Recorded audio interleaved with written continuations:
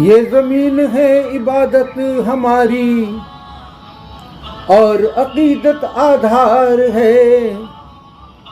जिसने भी इस मर्म को समझा उसका बेड़ा पार है। नींव आज पक्की ही बनाओ जो पक्के मकान का विचार है।